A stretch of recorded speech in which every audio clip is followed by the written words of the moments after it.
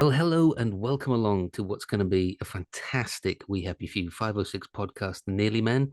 And I've subheaded it The Heavyweights. Just came up with that because we lost Doug, my co host, but we gained Henry Sledge, who bit of a heavyweight. As you know, father wrote with the old breed, so a bit of a heavyweight. And then we also have what I can only describe as a Hollywood legend, someone from Hollywood royalty. Catherine Wyler, how are you? I'm very well. Happy to be here. Fantastic. I think you've been formally introduced to Henry Sledge above you. His father wrote with the old breed. So that is the book that the show The Pacific was based on. Uh-huh. So we're talking a legend from the south and a legend from the north. So if you guys just want to battle it out for a while I look at my notes, that'll be fine. Oops. Oh, how are you, Catherine? Well, I'm fine now, but I'm a little scared. It's okay. So am I. So, Catherine, there's a lot I'm going to talk about. Obviously, this, because of the way we do our podcast and what our podcast is based on, a lot of it is going to be based around the Memphis Belle and your family's legacy with the Memphis Belle, what appears to me to be decades long family, almost obsession with it, passion with the Memphis Belle. But do you mind if I just highlight some of the credits and achievements from your family, particularly your father? Oh, please. Okay, so I am a bit of a sad, tragic Hollywood golden era nut. So I'm totally starstruck if I'm totally honest here. Catherine's father, William Wilder. Now, brace yourselves. Excuse me. Yes. William Wyler. William Wyler. I do apologize. I almost gave him some like it hot then, didn't I? He got mixed up always with Billy Wilder. Did he? And they both took it as a fine joke, and they stopped saying embarrassing people by saying that was not right. They just took their credits, took each other's credits. I just bet they did. Yeah. Not a bad director as well, Billy Wilder, I'll tell you that. So we've got Mrs. Miniver, we've got The Best Years of Our Lives, and we've got Ben-Hur, director of, won Best Oscar for all three of those, as did the pictures themselves, I believe. Am I correct there? Mm-hmm. We have the list is insane, guys. You should check it out, the IMDb's. He also directed Laurence Olivier in Wuthering Heights, which to my mind is still the best version of Wuthering Heights. The Westerners and Jezebel. He directed Jezebel. Yes, he did. Any Bette Midler story you just want to add in here? I'm a big Bette Midler fan. I'm sorry, I don't have one. You should. Oh, I should. I did. All right. You know what? My brain is completely fried. You know, it's Matt, too can I late for jump me. in here really quick? Yeah. Isn't it true, Catherine, that Laurence Olivier said that your father's the one who taught him how to act on screen? Didn't he say that in an interview? I believe he did. Yes, indeed. And in fact, I was named for the heroine of Wuthering Heights. And at a certain point, I think when I was a teenager, I said to my parents, well, what were you thinking? She came to a rather quick, bad end at a young age. Oh, well, but I had Laurence Olivier to look up to my entire life. So that wasn't so bad. That's fantastic. You know that my brain was fried when I was talking. I was talking about Betty Davis, obviously. Well, I didn't know what to say about Bette He should have Midler. just said, "What's wrong with you, English idiot?" I thought maybe this earlier. There could have been a remake, that I'd missed or something. A really dreadful remake. So what was it like growing up as part of Hollywood royalty? Was it difficult? Was it fairy tale? Was it easy? Was it difficult? I think it was quite easy, but it was really quite easy because my parents were a very tight couple, okay. And they had a very happy life together, and so that made their children's life happy as well. There was a lot of feeling in the family from the adults, of course, that this was a terrible business.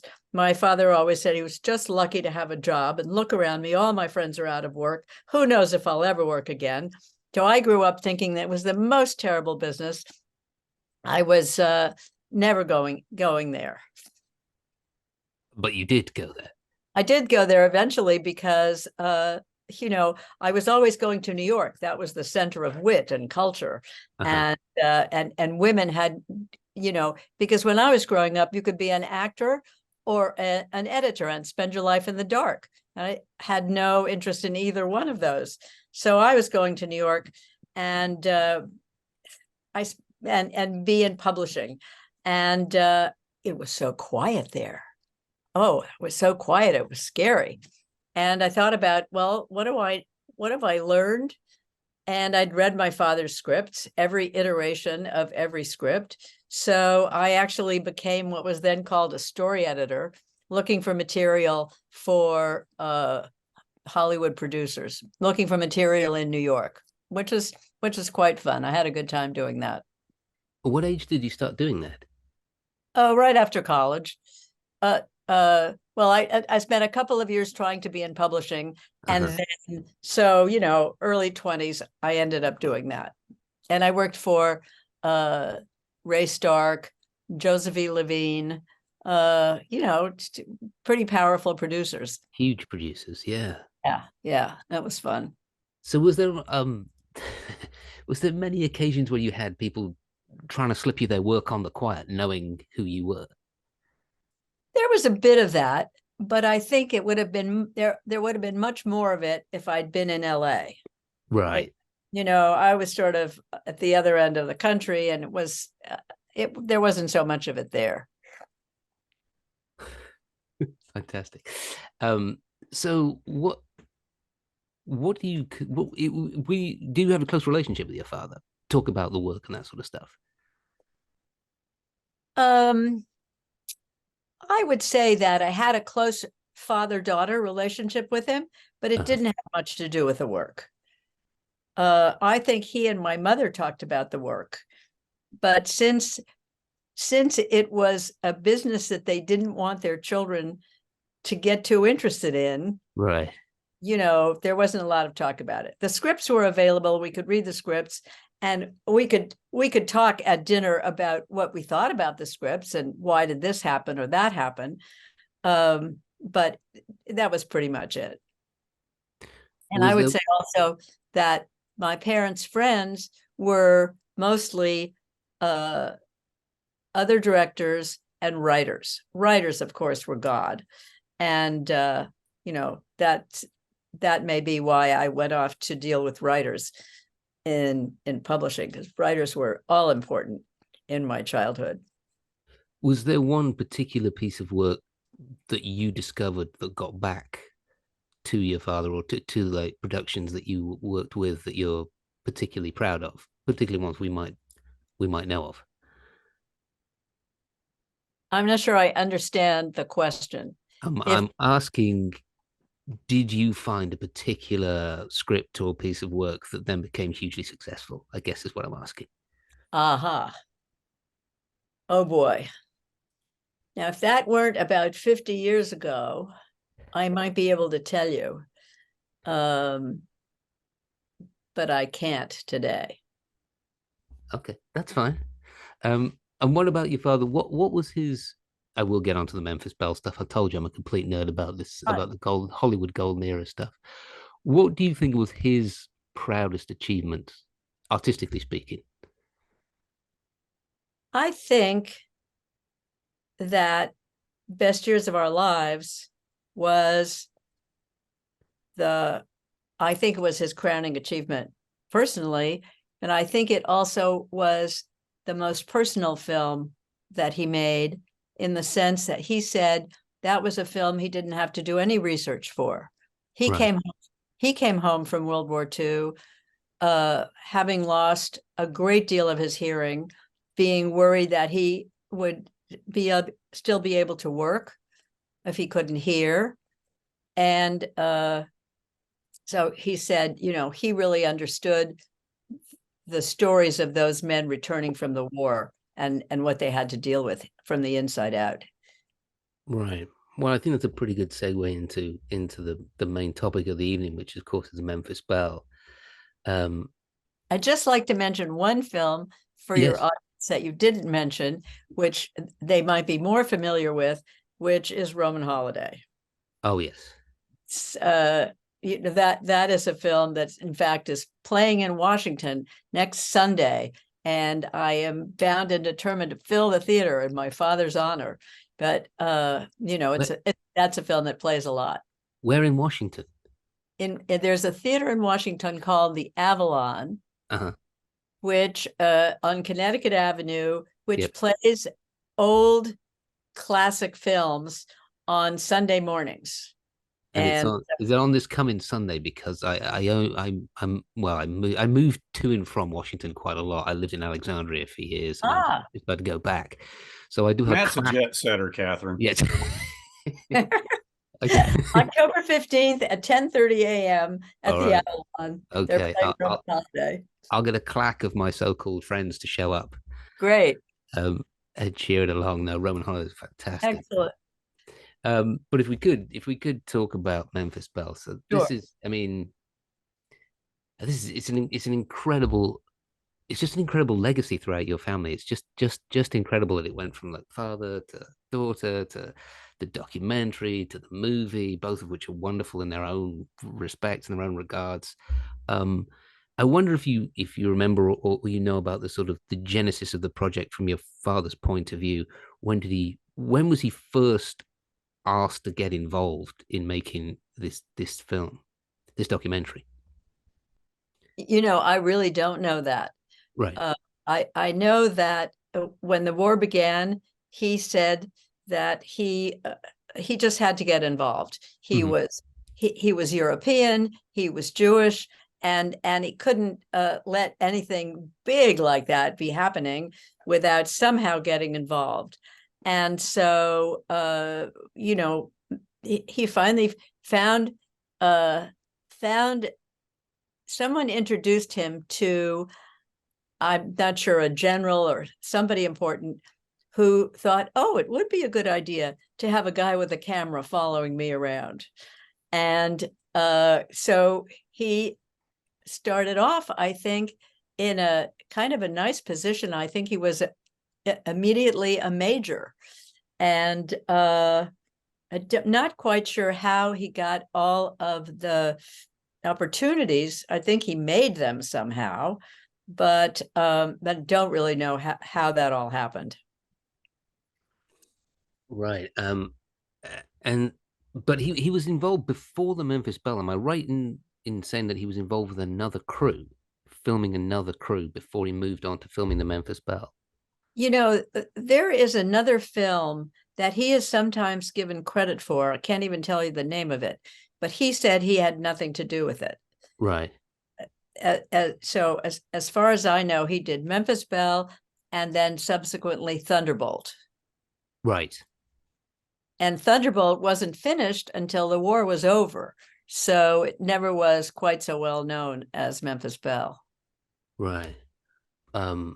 But so when he does become, what does it involve when he's filming the crew of the Memphis Belle? What access does he have? And well, he flew 5 missions. Yeah, that was where I was heading towards. Right. I was sort of so he actually flew 5 missions. There was a cameraman, but he also had a camera. And, I'm not sure exactly how much of the footage he shot ended up in the film, but he definitely was shooting camera also. Wow, that's amazing. And I remember as a kid after the war, oh dear, sorry about that. Sorry. There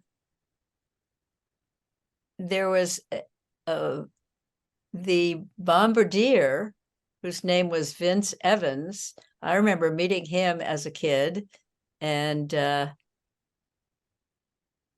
so, if they came to town, they came to see us. Catherine, you were a young girl when that was being made. Is that correct? Or Oh yeah, I was a baby.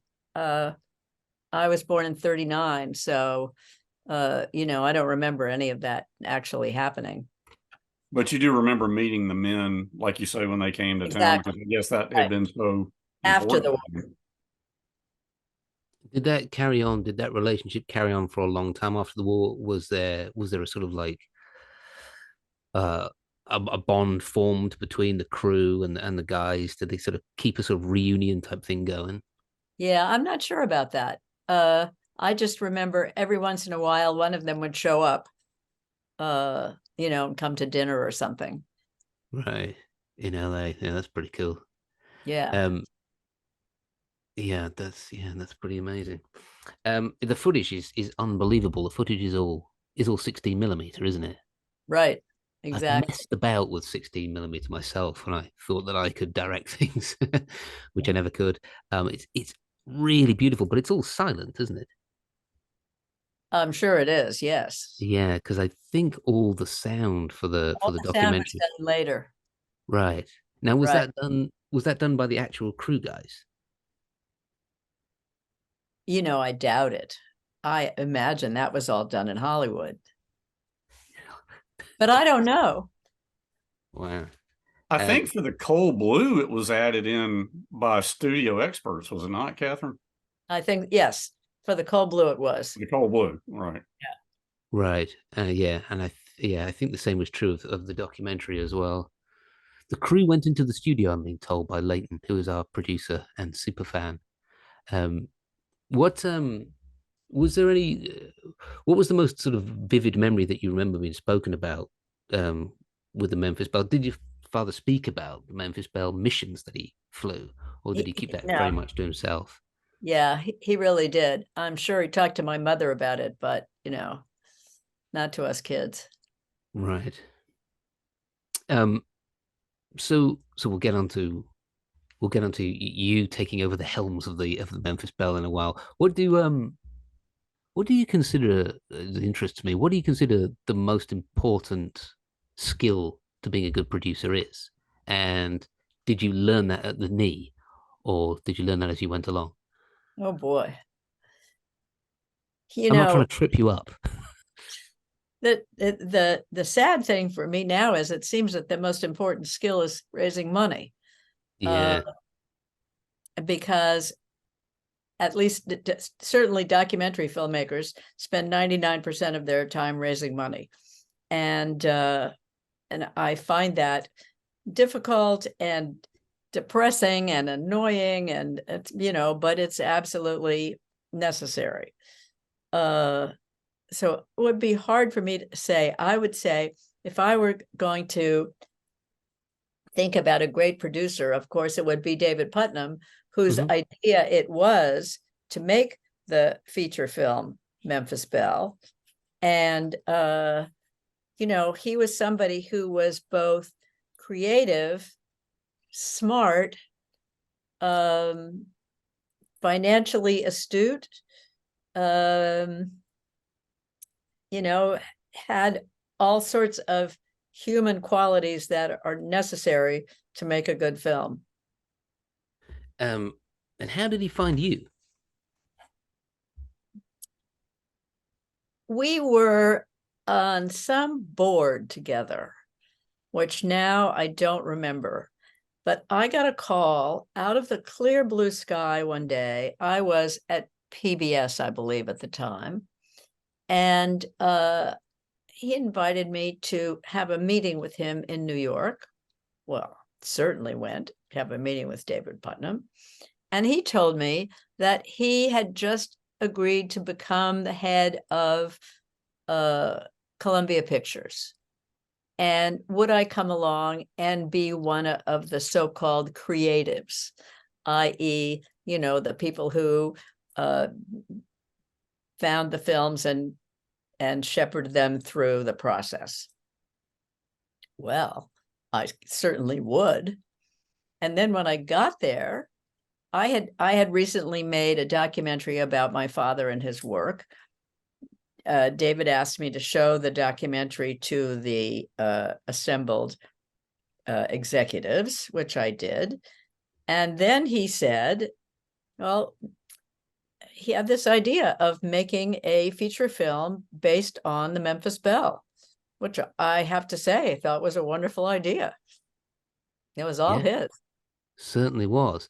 And do you think they was he did he bring you on board because he knew it would be close to your heart, that you would be a passion project for you?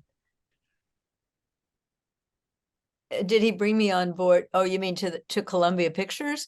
But I mean, he hadn't had when he had the idea, I suppose he thought that he needed me Right, because, I was the family, and I could help make it happen.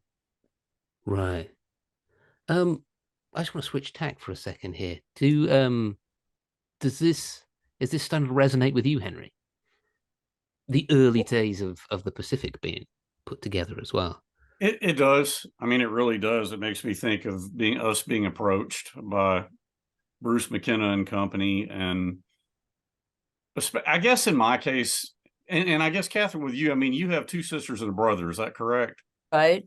Would you say that, and Matt, I'm going to answer, I'm going to get to what you said, but would you say that concerning World War II, that was always more your area of interest than your siblings, or is that not? Oh, that's probably true, just because, I was a little more alive then. My little Mhm. sister and brother weren't even born. Yeah, that'll do it. Yeah. After the war, Being present on planet Earth will do it. Yes, Yeah, definitely. I mean, I think I may be the only one who remembers, for example, my father coming home from the war, Right. that sort of thing. But Matt, for me, yes, I mean, it does resonate because Catherine remembers crewmen from the Memphis Belle visiting them after the war.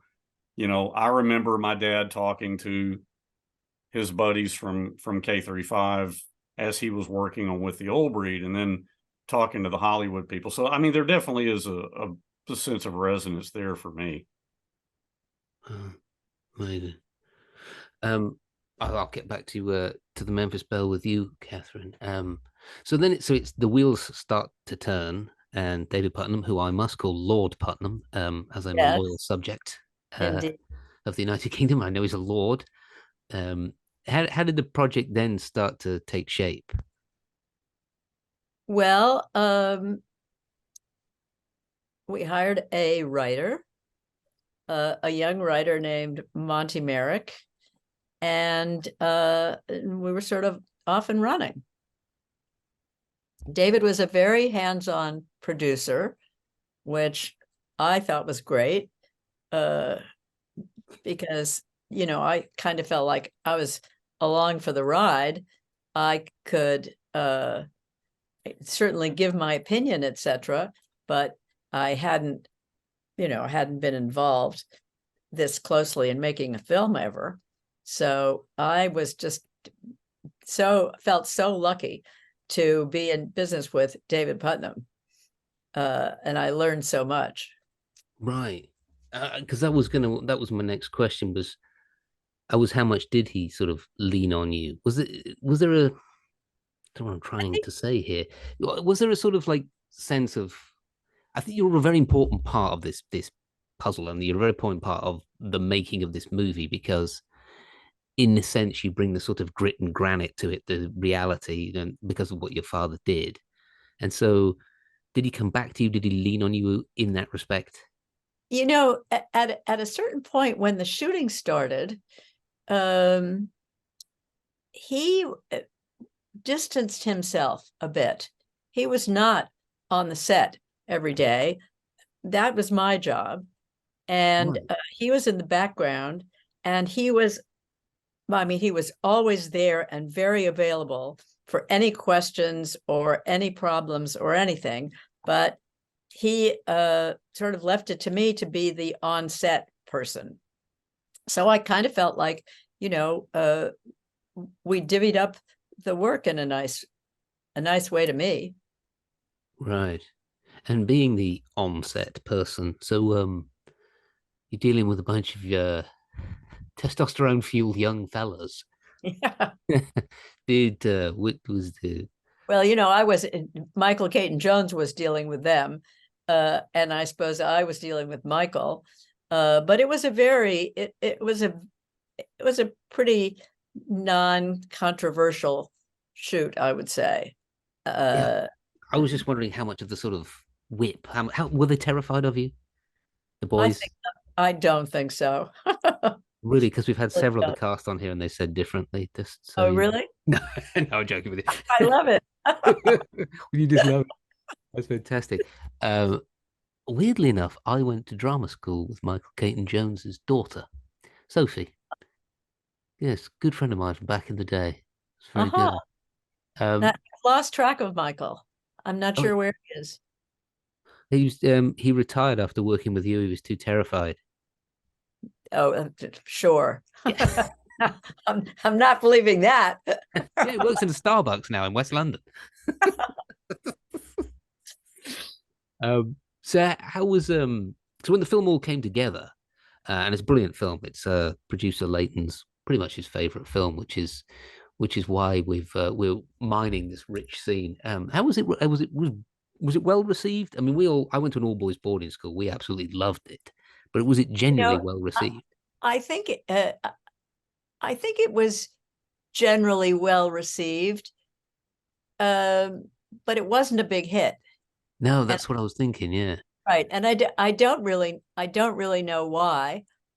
I watched it recently, and I just realized that I'm still too close to it. It's very hard for me to evaluate it in terms of how good it is, how much it works, etc. I just don't know. I'm sorry that it wasn't a big hit because it doesn't ever seem to be played. right. Matt, can I jump in here really quick? Oh, heck yeah. I mean, Catherine, hearing you speak of Memphis Belle and what you say is so, it's right in line with when people ask me about the Pacific and how I feel about it. When it first came out, I didn't like it because of exactly what you said. I was too, people are like, but Henry, why didn't you like it? I mean, your father was a star character in it and all that. And yeah, that's true, but I was so close to it. And so for you with Memphis Belle, that we could say is part of your childhood, was it not? I'm sure, that's, even though William Wyler did so many great things for which he was awarded, and rightly so, Memphis Belle is an important part of his filmography. And I'm sure to you that felt sacred. I mean, they had a piece of your family heritage in their hands. And so that's how I felt with the Pacific, and knowing that my dad's book was a part of that. Mm-hmm. Yeah. Yes, it makes it difficult for you to really evaluate it properly. Yeah. Time makes that easier, I think, because Memphis Belle obviously has legs. It's not, the popularity of it is established. I know what you're saying. It didn't feel like a hit, but I really think it was in many ways. I mean, Matt, would you agree? I mean, it certainly, I think we're going to see where it sits in the American conscience here when Masters of the Air. Yeah, and I'm gonna come on to Masters of the Air in a while. I do think that it'll kick it all back up again, both the movie and the documentary, because I would be astounded if the makers of Masters of the Air didn't sit down and absorb the documentary, particularly the way it was shot, the way people moved, all of it. I think it will bleed hugely into Masters of the Air, and I think when the show comes out, I think Catherine, if when you watch the show, you're going to start recognizing your dad's work in it. Definitely. I'm really looking forward to it. Yes. Yeah. Well, everybody is. It's only taken them 30 years to get it to screen, isn't it? They just keep pushing it. But no, I think we have an official date now. But you personally, I mean, you delved back in again with the Cold Blue. It's called the Cold Blue, isn't it? Yes, it's the Cold Blue, but I really had very little to do with the Cold Blue. That's Eric Nelson very generously puts my name on it, but it was entirely his idea. And when I heard about it, I knew that the Memphis Belle footage was in the public domain, that it was available. But when I heard that he was doing it, I really called him up to say, I think this is wonderful. Sounds like a great idea. What I really care about is my father's film, which whenever I saw it, it looked just terrible. And it was falling apart and, I mean, almost unwatchable. And had a nice conversation with Eric just out of the blue. And a few weeks later, he called me and said he was hard at work on restoring the Memphis Belle. Oh, See, my I God.